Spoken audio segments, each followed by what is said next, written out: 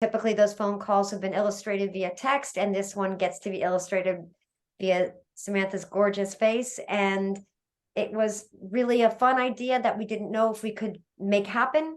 And it happened, and it was great.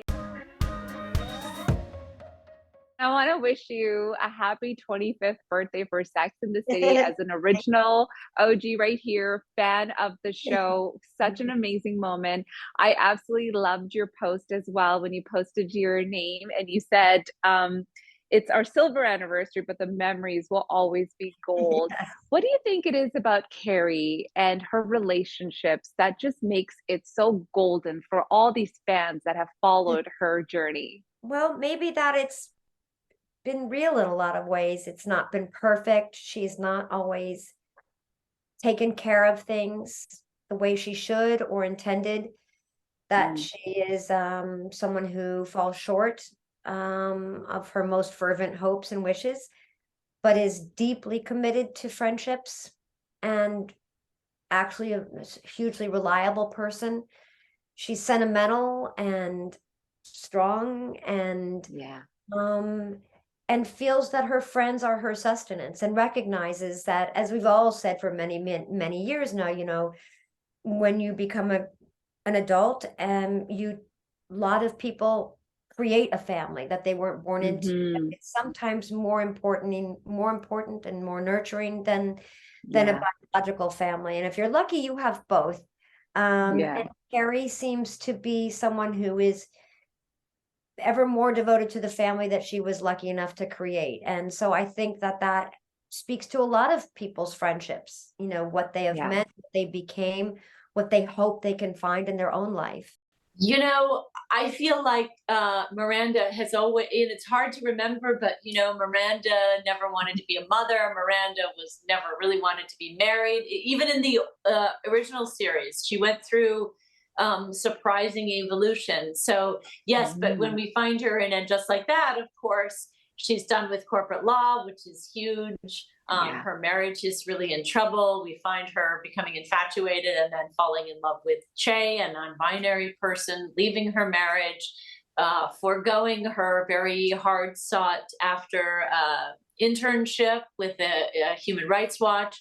And going to California to just be the girlfriend for a while in a sunny place which she has, nothing to do. So Miranda, who's a total workaholic, this is talk about a fish out of water. Yes. So last season, we see Charlotte coming to embrace her child Rock, right? We see that love sort of continuing in this season as well. But I have to say, I really, really like Charlotte's like momager vibe coming through as well. What can you tell us about the journey of, Charlotte's parenting style, which I think a lot of parents will be able to take away from? Oh gosh, I don't know about the momager. The momager, I was like, ooh. I mean, it makes sense, of course, because that's what Rock wants to do, and I think Charlotte would support whatever the children want to do. She supported Lily with the piano and whatnot. But it got to a point. It's gonna kind of rise, and then we'll see what happens. It kind of touches on some of Charlotte's maybe not great qualities. I don't know if I should really say that, but like her control, it kind of brings out her control a little bit. You know what I'm saying? And I think also for Charlotte, she really wants to protect Rock and Lily, but it's becomes somewhat more of an issue going along this season for both children in terms of like, where are those boundaries? What is good protection? What is like too much, control? Those things come to a head later on. You also, of course, directed an episode in the last season. Then you also kind of take the same wheel in this one as well with one of the episodes. What does that teach you about some of these women that you get to work with, not just on screen, but off screen as well?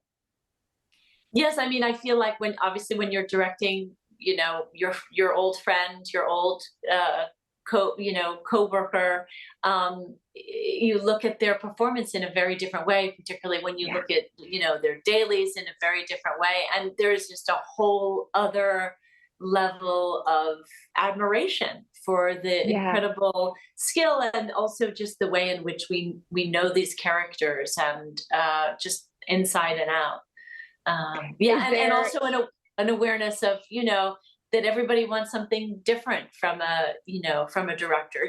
Like Sarita really wants to be in there with you, after every take, and lots of notes, and then like Sarah Jessica, just let her do it for quite a while, and then if there's an adjustment to make, people want very different things from it. Obviously, we've seen the teasers. Aiden comes back into Carrie's life, and for people who are like, don't go back to the ex, I'm like, oh my God, I'm really loving this. So what is her dating journey going to be like? Obviously, after the loss of Big, what kind of journey is she going to go on where people will maybe empathize with her, or kind of be like, what are you doing? Don't do that. I think Carrie will not be just, I don't think it's surprising to learn that Carrie is as curious about a single life in New York City as she ever was. And that sort of dictated the direction of every single episode. The difference is that what comes now with that pursuit is different questions. What do I want? What sacrifices am I willing to make? How comfortable am I being intimate with somebody after having been only intimate in such a monogamous way for so long? How do I let go of the woman I was as seen by this man? How much do I want to invest early on? How do you meet people? What do you mean there's an app? What do you mean swipe makes choices based on never having met me, or me, them, or him?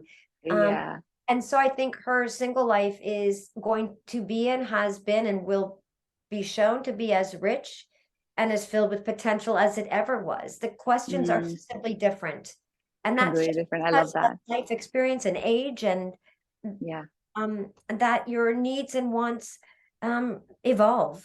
I have to ask, of course, in the first season, we we do see just a couple of texts from Samantha. And this one, it has been confirmed that we get a phone call. Obviously, the OGs of Sex and the City fans like myself, what can you tease up about that, and just like how satisfying that is going to be for the original fans' palate? Well, I have to say the whole idea of this, it was kind of for the 25th anniversary, was that it would be a surprise. So the fact that it's not a surprise, I think to me is a problem, because it was supposed to be, you were watching the episode and then Samantha would pop up, which would be like totally delightful. I can't emphasize enough, it is a very small, brief cameo. So okay. Don't, and it's very late in the season, and it's just for a few minutes. So I think it was going to be wildly fun as a surprise, as something that people know is coming now. It's getting way too much hype for what it actually is going to be. It's very small. It is a cameo. It's really hard for me to know, to even read your minds, and I haven't watched it yet, so I don't know I know what the script was, and I thought it was lovely, and I thought it was very real to life, where, a friend group might not all stay in the same place or stay exactly together in the same way. I think we've all been through that in life. We didn't want it to leak because we thought, and I mean, maybe naively, we thought that it would be just such a great surprise if you were just watching and then suddenly she calls. You know what I mean? Like that's how we pictured it. That's how it was in the script, in a way. And so we just hope that people aren't disappointed, because there was so much buildup. We never want to disappoint everybody. Well, the idea was just really for that reason, it's our 25th anniversary of the show, and it was a really nice idea. It's just a moment. It's, it's the way friendships exist, which is, as we know, it's a phone call, and it's, typically those phone calls have been illustrated via text, and this one gets to be illustrated via Samantha's gorgeous face. And it was really a fun idea that we didn't know if we could make happen. And it happened, and it was great. It's deeply disappointing it leaked, but beyond that, I'm going to keep whatever's left secret. Like the video? Then hit the button, or better yet, drop us a comment. Then check out our latest videos here. And don't forget to subscribe by hitting the button here for more celebrity interviews and entertainment news.